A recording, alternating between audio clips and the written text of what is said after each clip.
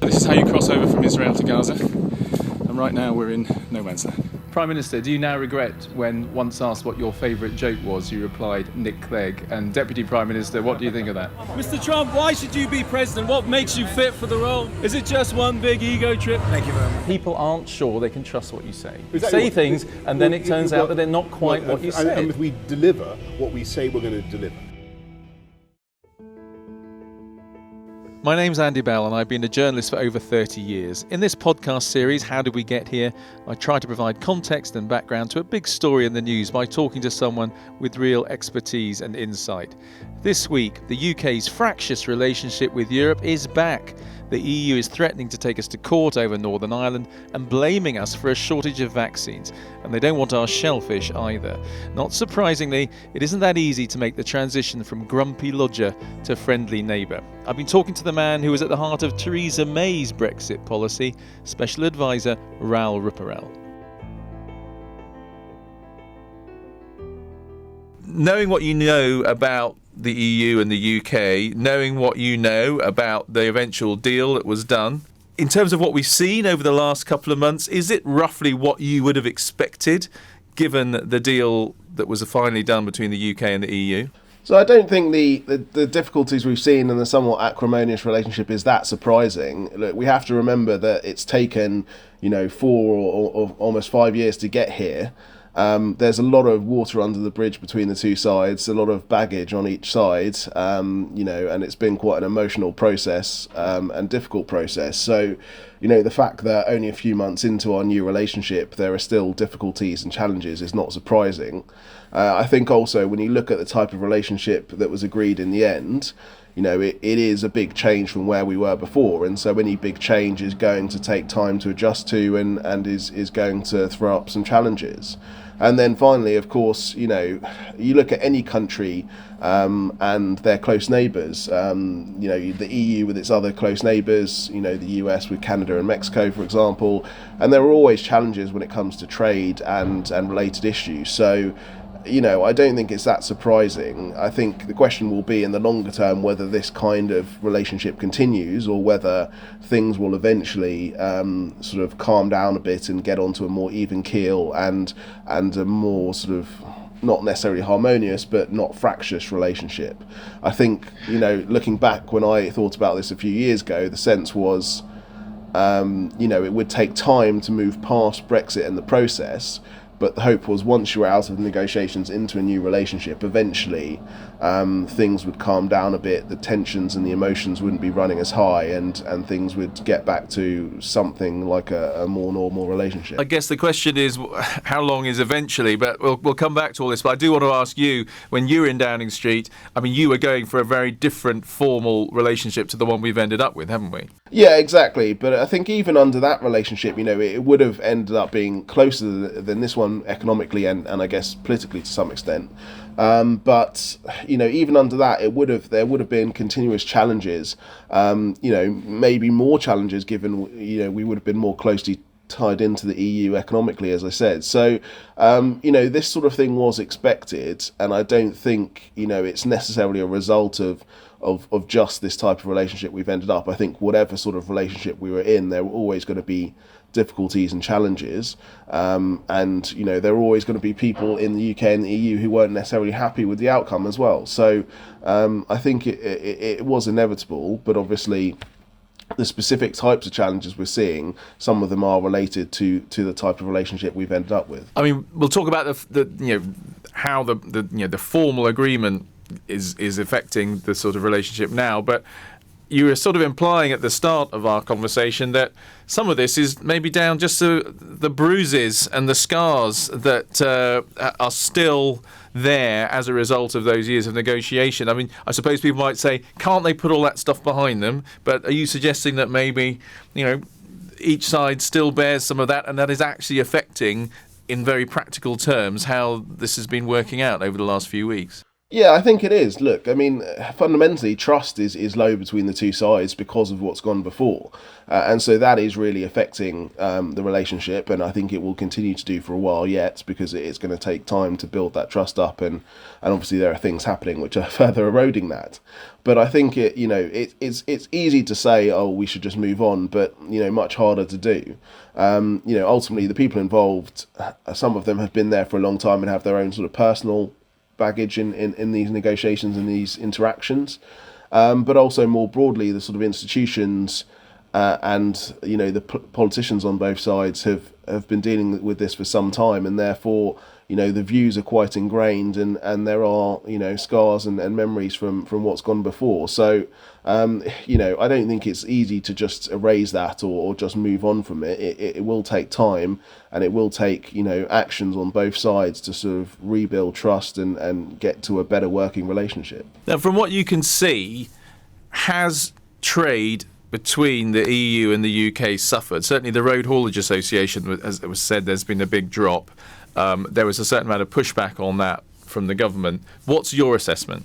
Look, so I think it's difficult to be absolutely clear on this at the moment because the data isn't great, and maybe at the end of this month and at the end of this first quarter we'll have some better data. I think what we can see though is that freight clearly dropped off in January and has returned to pretty much what you would expect to be normal levels under COVID circumstances, of course, which is reduced from what we might expect generally. But I think it's not out of line with where we would expect it to be now. I think the question, though, is that data doesn't really capture a number of things. First of all, it doesn't capture the fact that there are empty trailers going back to the EU, and therefore I think, people say maybe between 30% are empty in normal times and up to 50% are empty now. So there is the movement of those trailers, which is captured in the trade data, and the freight data doesn't necessarily capture the fact that they're empty, and therefore trade is down a bit, I think, particularly on stuff going from the UK into the EU. I think what we also don't have data to capture that well is the fact that the time and the cost of trading has gone up. So I think that what we do see is that obviously the time people are spending trying to get stuff across borders, potentially delays and additional checks at the borders, and also the cost and the admin involved with all the processes, the customs declarations, etc., has gone up as well. So the data doesn't fully capture all of that.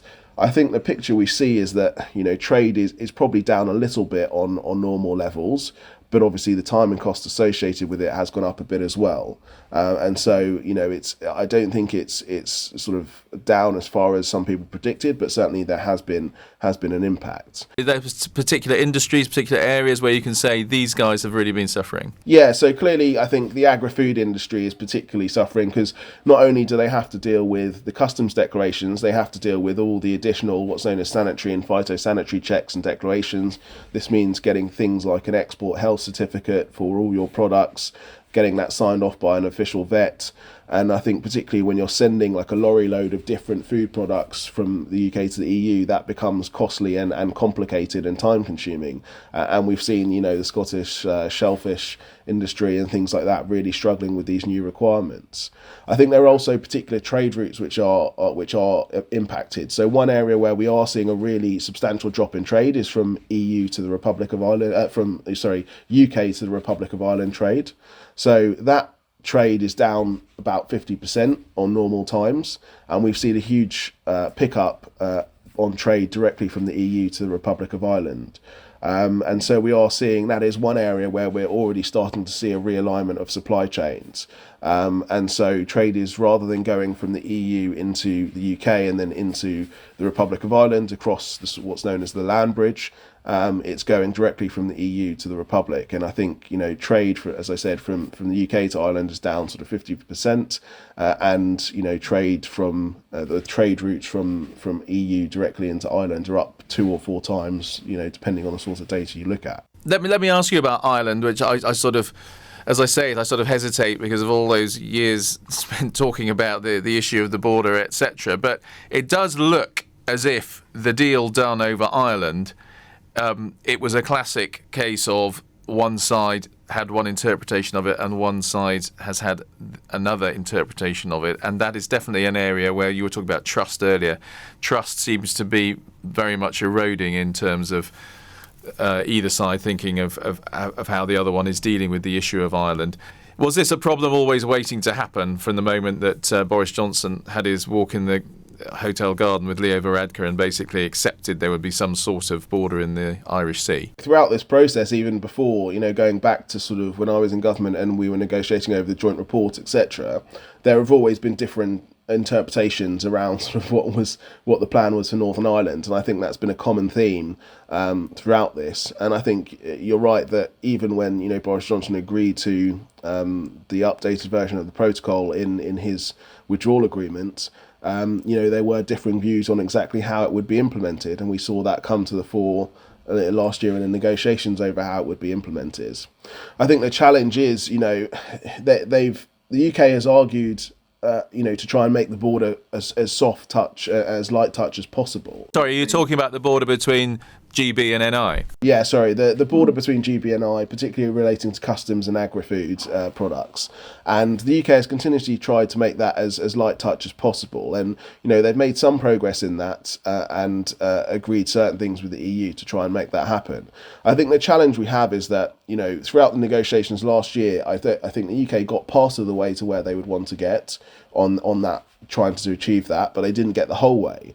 And yet they still agreed with an implementation plan with the EU. And so now we have the challenge is that the UK is still trying to seek further sort of easements at that border, but the EU is saying, well, you agreed to this last year, why agree to that if you were going to continue asking for this stuff? And I think the UK response is, well, we had to agree to something because otherwise we just wouldn't have been able to implement this protocol, which wasn't really an option. Isn't the EU taking us to court now over this because we're unilaterally extending the suspension of checks? Yeah, exactly. And I think, that's one of the points that comes to trust. And the UK felt it had no option but to extend these grace periods that remove the restrictions on things like agri-food checks for a further 6 months because they were coming to an end at the end of March. Businesses needed some clarity and certainty, and the systems were just not going to be ready to manage the new checks and processes. So they didn't feel they had an option. Of course, the EU says, well, we should have tried to agree these jointly, and unilateral actions are technically a breach of the withdrawal of the protocol, and so is taking legal action. And so you can see how that further erodes trust and makes it difficult for the two sides to come to some agreement on how this will work in the long term. Even with the unilateral extensions of the grace periods and the removal of restrictions, they only last for 6 months. The question is what happens after that. The two sides still need to try and agree something that is workable and sustainable for the Northern Irish economy and for both communities in Northern Ireland. I mean, the British view, talk to people in the UK government and people who are sort of aligned with say the unionist community in Northern Ireland, is basically, look, the EU just has to lighten up a bit about protecting its single market in terms of the rules it wants us to impose on traffic between GB and NI. Do you think there is a chance that the EU could see it that way? It's always going to be difficult. I think the fact is the EU isn't looking at this from a risk perspective, really. They're just saying, look, this is the law, this is EU law, and it has to be applied. And I think what the UK is asking for is to say, well, look, okay, but there are unique circumstances in Northern Ireland which you've accepted, and therefore the question is, are there ways to control the risk and still protect the integrity of the single market, but without having the full gamut of checks and requirements under EU law? And I think that's the question. Now, obviously, asking for changes or derogations from EU law is very significant. But equally, in creating the protocol, in doing something specific in Northern Ireland, and sort of splitting the four freedoms in the way they did, the EU has sort of accepted that unique circumstances warrant that kind of approach.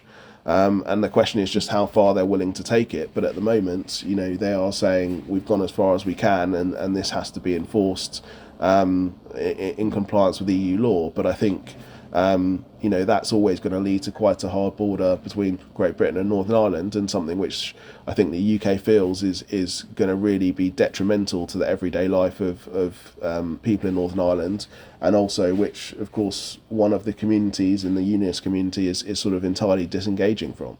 Well, that's right. I mean, I was speaking to someone who was a long-term kind of advisor to the UK government over Northern Ireland just recently, and they said that they'd always had discussions in terms of with the EU about the border and the issue of the island, and this person said it's always purely seen in terms of the danger of Republican violence returning. And they said the opinion of this person was there was a blind spot about the possibility of, if you push in the other direction, you will get loyalist violence returning. And he just felt there was no proper appreciation of that possibility in the way that the EU was trying to enforce the rules, between GB and the North and the Republic. I think there's some truth to that. Look, I mean, a lot of the EU sort of knowledge and approach to the issue of Northern Ireland is coloured by the Irish approach, and obviously that is a particular viewpoint, but doesn't necessarily reflect both communities' views. I also think the fact is, when you speak to some people on the EU side, they say, well, there's not historically any violence, around the GB-NI border or not so much from the unionist community. But obviously that's because the border's never been there before.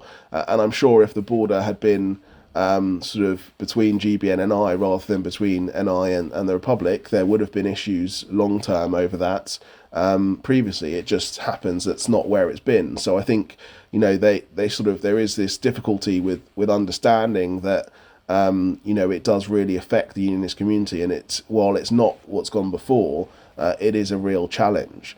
I think there's also the case that in agreeing the protocol, the sort of commitments made, and if you look at the recitals of the protocol, it sort of talks about limiting the impact on the everyday life of the citizens and the people of Northern Ireland. And that was always viewed through the lens of, well, we can't do anything to interrupt movement or trade north-south. But it should also, and I think it does also, apply east-west, because equally that is a big part of how one half of Northern Ireland and one of the communities views themselves, and they see themselves as being and they are part of the United Kingdom, but seeing themselves as British citizens, and therefore you have to limit the impact on their everyday life as well. So it is, it is often seen through the lens, particularly of North-South and Northern Ireland and Republic of Ireland. But we have to have that sort of East-West lens on it as well. Just change the subjects a bit, and I know this is something that wasn't on your watch because it's post-pandemic, but the row over vaccines. I don't want to ask you, who's in the right, but it's got pretty tetchy and pretty nasty. And again, I was talking to someone on government side last night, UK government, who said, look, we just had to make a stand over this because the EU were essentially pushing the idea that Britain was blocking or banning anything coming out of the UK, and when we protested in private, nothing happened. So we went public with even the Prime Minister talking about it in the House of Commons. That shows that again. What does that tell us about the way we're UK and the EU are getting on in the post January the 1st? I don't think it's directly down to Brexit, but I think it does overlap, and the difficulties and lack of trust have filtered out from Brexit to other parts of the relationship. And I think with this vaccine stuff, there is already a lack of trust. You look back at some of the comments from EU leaders and senior EU officials about the Oxford AstraZeneca vaccine and its effectiveness and that kind of stuff, which I think burnt a lot of bridges on the UK side and I think has proven to be quite difficult when it comes to administering some of those vaccines in some of these countries. And so that has already eroded trust, and so trust around this is very, very low. Look, the question I guess a lot of people ask is, do people on the EU side struggle with the fact the UK has done well on its vaccine programme, because they struggle to with the idea the UK could ever succeed at anything outside of the EU. I don't think that is a particularly prevalent view in the EU, but there are some, I think, who always thought the UK cannot succeed or will not succeed at anything.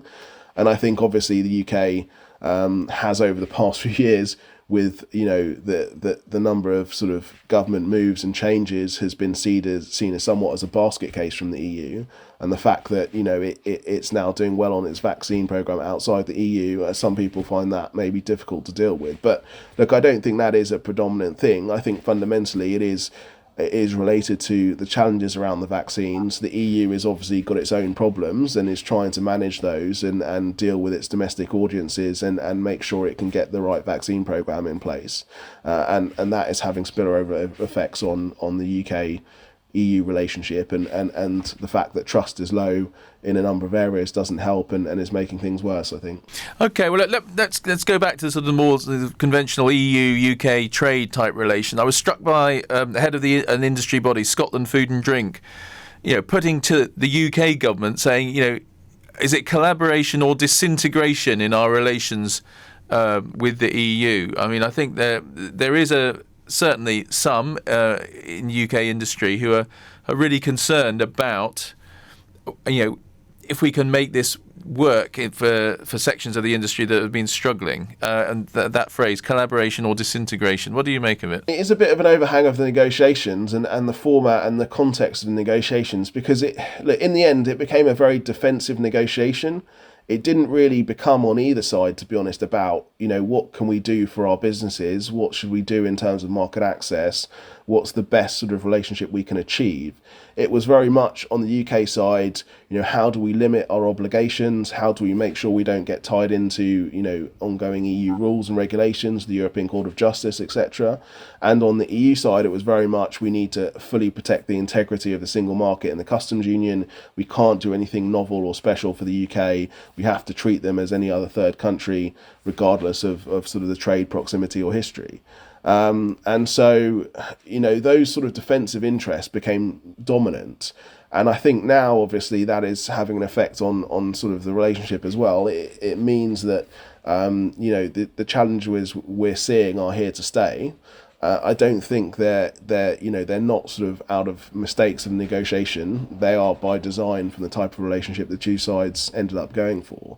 And so, I don't think it's going to change really in that sense. And I do think this defensive sort of mindset does impact the relations of the two sides and does mean that collaboration is difficult. We've heard, several times, these are teething troubles, various issues, these are teething troubles. Sounds like you're saying, actually, they're not teething troubles, they're baked into the deal that was done? Yeah, they're not really teething troubles, to be honest. Look, I mean, there are things that people will get better at. So, businesses having to deal with the customs declarations and gathering all the data and being able to fulfill the rules of origin and stuff like that.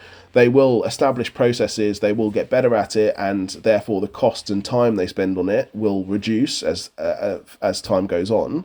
But fundamentally, there is a fundamental increase in cost and admin associated with having to do these declarations that will always be there. So, so I think, what we will see is that people get more familiar with this stuff and it will settle down and people will get more used to it, but the fundamental costs and the fundamental requirements are still going to be there. So, it's not really a teething problem. What difference does it make having Lord Frost, the man who negotiated the final trade agreement, put in charge of all this? What would you say? What does that say about the UK government's view of how this is going to be in the months and maybe years ahead? And what difference might his presence make? We talked about sort of the trust and the experience and the history of this. Obviously, having someone who was so closely involved and who negotiated the agreement means that history is much more at the forefront. And David will have his own sort of experiences and his own views coloured by what's happened over the past year or two. And so that, maybe makes it harder to get distance from that. But equally, he knows the agreement better than anyone else. And so, it means he will be across it and on top of all the issues. And I think, that's obviously important for the UK side in sort of keeping continuity and making sure that the approach continues to fit with the approach they took in the negotiation. So it's not surprising, I think, that he's taken on that role and is going to continue to be responsible for it. I think, obviously, he has made clear throughout the past year or two that he has a particular strategy and approach to the EU in the negotiations, and he has a certain set of priorities. And so obviously that's going to continue to colour the approach as well. And the priorities will continue to be, sovereignty, making sure we're not tied into the EU in any way. And that's going to continue to dominate. I say it's that defense, what you were talking about in terms of a sort of more defensive approach, in terms of it's about hanging on to the things that we're intent on guarding, rather than an expansive view of, wow, look at these possibilities now of trade between us. That's probably likely. I mean, I don't think he will be against building on the relationship and trying to improve it in the future if that can be done in a way that's consistent with the UK's red lines, and obviously the EU will have their own red lines. So it's not impossible, but I think there are limitations to how far that can go, unless either side moves their big red lines, which I don't think they will do. You can do bits and pieces to improve the agreement. There's things that can be done, say, on mutual recognition of professional qualifications and building up recognition agreements there. But, fundamentally deepening either the goods or services parts of the agreement, unless you're moving on accepting free movement of people or accepting ongoing alignment with regulation and things like that, it's very hard to see how you deepen it substantially and to the point where it significantly aids business. So, I don't expect there to be a huge move in that direction. I think, originally people thought this would be a starting point and we would be built on over time. There may be an element of that, but I don't think it's going to get significantly deeper at any time in the near future, and certainly not under this government, I would think. So even though we're probably now locked into a future of constantly, I don't know if negotiating is the right word, or even is it more sparring over the existing agreement? I mean, what do you think is the closer, the correct terminology? I'm not sure if it's a negotiation is necessarily the right word, as you say, because I don't think they're going to be looking to negotiate new parts of the agreement. It will be very much about how to make the new relationship work, and there are going to be problems and issues that come up and new situations that necessarily weren't envisaged that are going to need to be dealt with, and there are going to be challenges, I think. And as I said earlier on, just the fact that the proximity and level of trade between the two sides is so significant that there are always going to be issues and things that come up, and that's true of any two close large economies. So I think it is going to be a rolling thing, but I wouldn't say it's going to be an ongoing negotiation. It will just be an ongoing discussion, and how do we best implement what we've agreed and make it work as best as possible. Can you point to any area of business which is improved as a result of leaving and where we are now? Well, I think obviously the government would argue the vaccine programme has been improved by the fact we were outside the EU. But in terms of, that's maybe slightly unusual, and that's certainly a good point, but in terms of people doing normal business, trade, buying, selling goods, services, is there any area where you can say, that's in a better place than it was? No, look, I don't think at this stage you can. I mean, there are things that obviously by design the relationship is a slightly more distant trading relationship between the UK and the EU than we had before, and so obviously doing business between the two sides is going to become slightly harder, and there are going to be barriers. So I don't think that's surprising. I think there are opportunities outside of this relationship, which is where the advantages may arise. I think there are also potential advantages. We've talked about Northern Ireland. There are lots of difficulties there, but in the end, Northern Ireland also does have a unique position in terms of access to both markets, and that is something it could potentially exploit in the medium and longer term to the benefit of its economy. So, there are a few potential points there, but I don't think anyone would have expected that in a negotiation where you're having a step down in a more distant trading relationship, that things would get better immediately for one type of business or another when it came to trading with the EU. I don't think that was ever sort of a reasonable expectation or measure of this. The question is whether there are other advantages that can be taken up, and I think time will tell. But just to conclude, I guess, the dire warnings have not come true. So have we ended up in about as good a place as we could have done once it was accepted that we would be leaving the European Union, do you think? There's lots of things along the way that have led us to where we are now. Look, I don't think it was impossible that we could have been in a much closer relationship. The EU could have been more responsive and accepting of Theresa May's Chequers style approach. Parliament had opportunities to vote and support a closer economic relationship. Things could have been done differently over Northern Ireland and the joint report potentially. But I think in some senses, once you had the 2017 election and sort of there was a lack of majority, it was always going to be about which direction the next majority went. And obviously it went to Boris Johnson and sort of his version of and view of Brexit, and therefore it was always likely to be a harder Brexit and this kind of FTA style approach once that happened. So I don't think it was necessarily inevitable that we ended up here, and there were different opportunities and chances that people had, but it was always likely once that majority and that election had happened and it was clear which way it would go. Well, we are where we are, and there are challenges, and I'm sure we'll be having more stories in terms of the UK and the EU clashing, but hopefully working it out in this new relationship. Raoul Ruparel, thank you very much for talking to us for this edition of How Did We Get Here? Thanks. Theresa May's Mr. Brexit, Raoul Ruparel. Listening to him, it feels like we're going to be two neighbours staring at each other over the fence rather than getting together for a barbecue. If you've thoughts on this or ideas for any other podcast, please email me at andy.bell@itn.co.uk, and I'm tweeting at @AndyBell5News. And please share, rate and review. Thanks for listening to this edition of How Did We Get Here? There'll be another along soon.